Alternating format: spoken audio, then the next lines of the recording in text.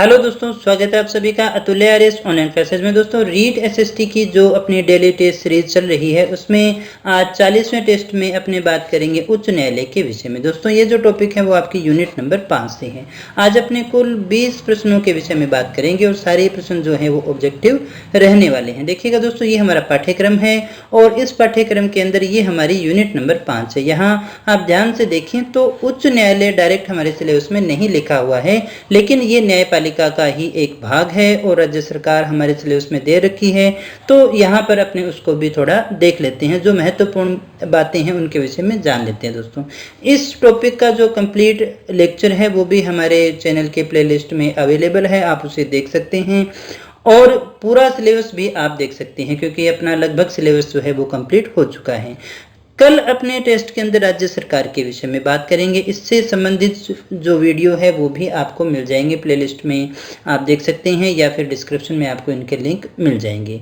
तो चलिएगा शुरू करते हैं आज के टेस्ट को और देखते हैं आज का हमारा पहला प्रश्न कौन सा है। आज का हमारा पहला प्रश्न है, निम्न में से भारत में एक उच्च न्यायालय के बारे में क्या सही नहीं है। हमें बताना है कि कौन सा जो कथन है वो सही नहीं है। दोस्तों, कौन सा सही नहीं है ये बताना है। नंबर 1 कह रहा है द्वितीय अपील उच्च न्यायालय के अपीलीय क्षेत्राधिकार में है।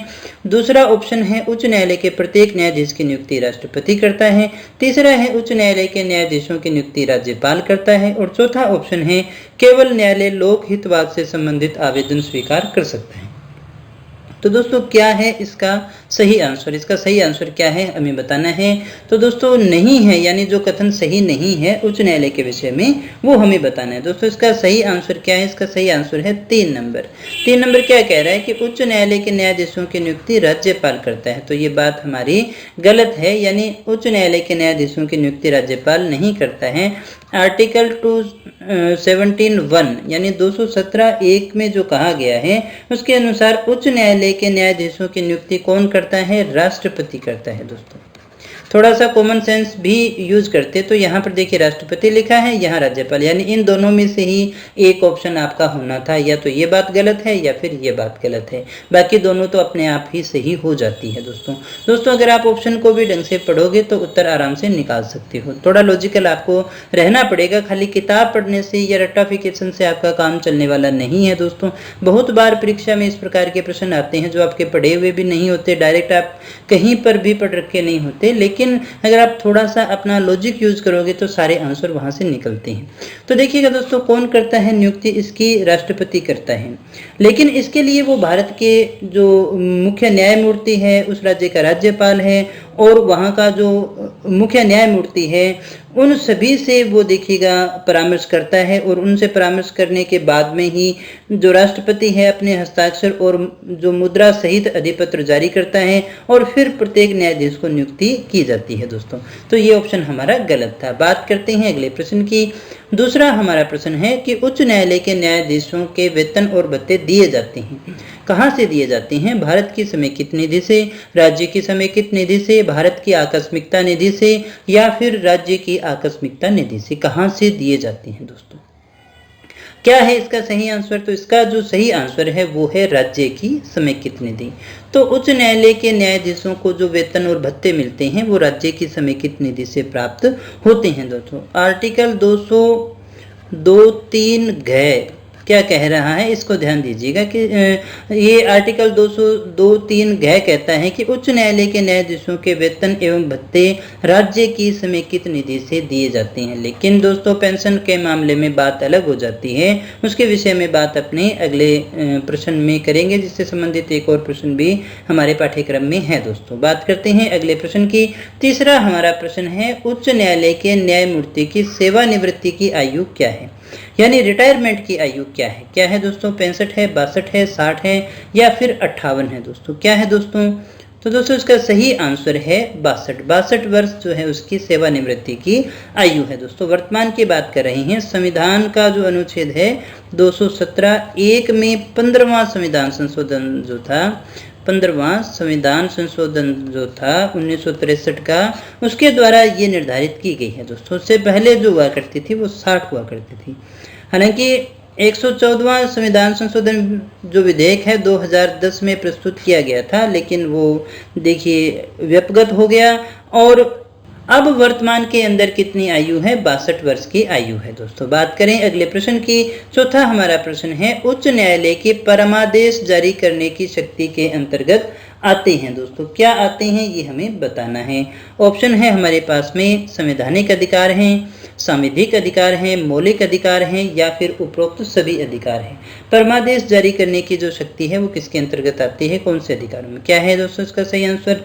इसका जो सही आंसर है उपरोक्त सभी अधिकारों के अंतर्गत आती है। जिस प्रकार से उच्चतम न्यायालय जो है अनुच्छेद 32 के तहत देखिए रिट जारी कर सकता है, उसी प्रकार से ये जो उच्च न्यायालय है वो आर्टिकल 226 के तहत मूल अधिकारों की रक्षा के लिए बंदी प्रत्यक्षीकरण, परमादेश, प्रतिषेध, उत्प्रेषण, अधिकार प्रच्छा जैसी रिटें निकालने का अधिकार रखता है।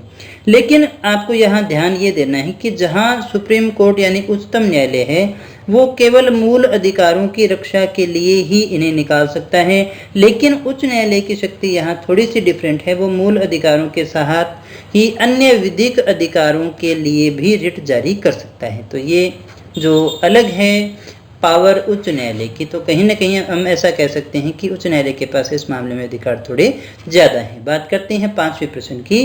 पांचवा हमारा प्रश्न है एक ऐसी याचिका जो न्यायपालिका द्वारा जारी की जाती है तथा जिसमें कार्यपालिका से कहा जाता है कि वह ऐसा कार्य करे जो उसे प्रदत्त शक्तियों के अंतर्गत करना चाहिए था, उस रिट को हम क्या कहते हैं दोस्तों? हमें बताना है उस रिट को अपने क्या कहेंगे। जो विकल्प हैं हमारे पास में हेबियस कॉर्पस, मैंडेमस प्रोहिबिशन और कोवारंटो। अब देखिएगा यहाँ जो समस्या आपके सामने आती है कि हमने ये नाम सारे हिंदी में पढ़े थे लेकिन यहाँ अंग्रेजी में आ गए। तो देखिएगा एग्जामिनर है, पेपर सेटर किसी भी प्रकार से क्वेश्चन को दे सकता है और आपको उलझा सकता है, तो ये चीज़ें भी आपको देख लेनी चाहिए। कम से कम ये नाम आपको अंग्रेजी में याद होने चाहिए। तो दोस्तों क्या है इसका सही आंसर? इसका जो सही आंसर है वो है ऑप्शन नंबर 2 यानी कि मैंडेमस। मैंडेमस का अर्थ होता है परमादेश। क्या होता है? परमादेश। और परमादेश क्या होता है? इसमें कहा गया है हम आदेश देते हैं। इस प्रकार इस याचिका के द्वारा कार्यपालिका से उस कार्य को करने के लिए कहा जाता है जो उसे प्रदत्त शक्तियों के अंतर्गत करना चाहिए था, यानी अपने दायित्व के निर्वहन के लिए कहा जाता है। बात करें अगले प्रश्न की। छठा हमारा प्रश्न है निम्न में से कौन सा राज्य के उच्च न्यायालय का मुख्य क्षेत्राधिकार नहीं है? हमें ये बताना है कि कौन सा जो है राज्य के मुख्य क्षेत्राधिकार में नहीं आता है। परामर्श संबंधी क्षेत्राधिकार, प्रारंभिक क्षेत्राधिकार, निरीक्षण का क्षेत्राधिकार या फिर अपीलीय क्षेत्राधिकार, कौन सा नहीं आता है दोस्तों? क्या होगा इसका सही आंसर? दोस्तों इसका जो सही आंसर है वो है ऑप्शन नंबर 1 यानी परामर्श संबंधी जो अधिकार है वो उच्च न्यायालय के दायरे में नहीं आते हैं, क्योंकि हमने ये देखा भी था कि आर्टिकल 143 के अंतर्गत देखिएगा ये जो शक्ति है परामर्श संबंधी जो शक्ति है अधिकार है वो केवल सर्वोच्च न्यायालय का है दोस्तों। अन्य क्षेत्राधिकार राज्यों के उच्च न्यायालयों के पास में भी है। संघ और राज्यों के जो विवाद हैं उनसे संबंधित जो भी क्षेत्राधिकार हैं उसका एकमेव क्षेत्राधिकार हालांकि सर्वोच्च न्यायालय के पास में है, यानी राज्यों और संघ के बीच में कोई वाद होता है तो उसका एकमेव अधिकार क्षेत्राधिकार प्रारंभिक रूप में सर्वोच्च न्यायालय के पास में है, लेकिन मूल अधिकारों के संबंध में यानी मूल अधिकारों को लागू करने के संबंध में प्रारंभिक क्षेत्राधिकार है जो उच्च न्यायालय के पास में भी आते हैं दोस्तों। तो ये हमारा सही आंसर होगा नंबर 1 यानी परामर्श संबंधी क्षेत्राधिकार ये उच्च न्यायालय के पास में नहीं है, ये केवल सुप्रीम कोर्ट के पास में है, बाकी सारे जो हैं वो उच्च न्यायालय के पास में भी हैं। बात करें 7वें प्रश्न की। 7वां हमारा प्रश्न है निम्न में से कौन सी एक याचिका अधीनस्थ न्यायालयों की कार्य पद्धति का निरीक्षण करती है? कौन सी है दोस्तों? अधिकार प्रच्छा है, परमादेश है, उत्प्रेषण है या फिर बंदी प्रत्यक्षीकरण है? कौन सी है दोस्तों? दोस्तों इसका जो सही आंसर है वो है ऑप्शन नंबर 3 यानी कि उत्प्रेषण। उत्प्रेषण और प्रतिषेध जो याचिकाएं हैं वो अधीनस्थ न्यायालयों की कार्य पद्धति का परीक्षण करती हैं। जब अधीनस्थ न्यायालय जो है अपने अधिकार क्षेत्र से बाहर किसी विषय पर सुनवाई करता है तो ऊपरी जो न्यायालय है वो प्रतिषेध याचिका के द्वारा मामले को अपने पास में मंगवा सकता है दोस्तों। बात करते हैं अगले प्रश्न की। 8वां हमारा प्रश्न है एक उच्च न्यायालय का न्यायाधीश अपना त्याग पत्र किसे देगा? हमें ये बताना है कि उच्च न्यायालय का जो न्यायाधीश है वो अपना त्याग पत्र किसे देगा दोस्तों? किसे देगा? राष्ट्रपति को देगा, मुख्य न्यायाधीश को देगा या उस न्यायालय के उच्च न्यायालय के मुख्य न्यायाधीश को देगा या फिर राज्य के राज्यपाल को देगा? किसका देगा दोस्तों इसका जो सही आंसर है वो है राष्ट्रपति। उच्च न्यायालय का न्यायाधीश भी अपना त्यागपत्र किसको देगा? वो राष्ट्रपति को ही देगा। देखिएगा दोस्तों, जब न्यायाधीश अपने पद की शपथ लेता है तो उसके बाद में 62 वर्ष की आयु तक वो अपने पद पर कार्यरत रह सकता है, लेकिन इससे पूर्व भी वो अगर चाहे तो राष्ट्रपति को संबोधित करके अपने हस्ताक्षर युक्त पत्र के द्वारा अपने पद का त्याग कर सकता है दोस्तों। अनुच्छेद 217 में ही ये बात कही गई है दोस्तों। क्या है ये? 217 के अनुसार, और इसे हटाया जा सकता है सिद्ध कदाचार या असमर्थता के आधार पर। वो बात अपने आगे करेंगे। अगले प्रश्न की बात कर लेते हैं। पहले 9वां हमारा प्रश्न है, 2 या 2 से अधिक राज्यों के लिए एक ही उच्च न्यायालय की स्थापना से संबंधित अनुच्छेद है। पहली बात तो ये कि 2 या 2 से अधिक राज्यों के लिए एक उच्च न्यायालय की स्थापना की जा सकती है और की भी गई है दोस्तों।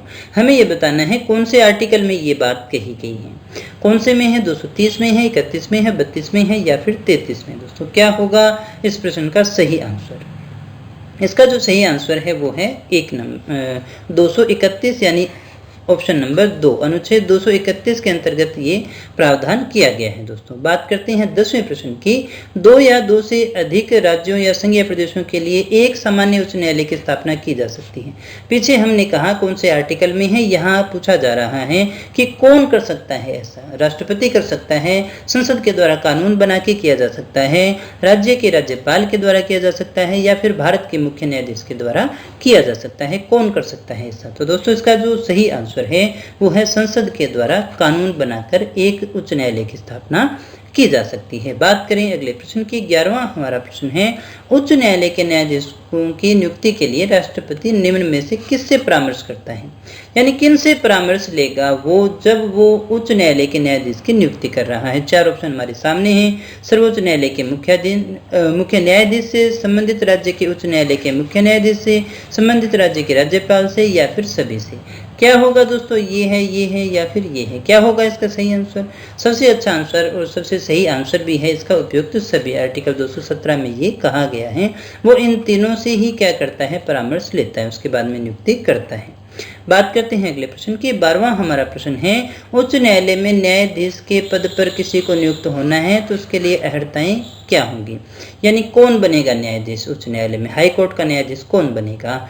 ऑप्शन है हमारे पास में। पहला, वह भारत का नागरिक हो, उसकी आयु 62 वर्ष से कम हो, उसने भारत क्षेत्र में कोई न्यायिक पद धारण किया हो, वह किसी उच्च न्यायालय का या 2 से अधिक ऐसे न्यायालय में लगातार अधिवक्ता रहा हो, या फिर जो है चौथा ऑप्शन उपयुक्त सभी। क्या होगा दोस्तों इसका सही आंसर?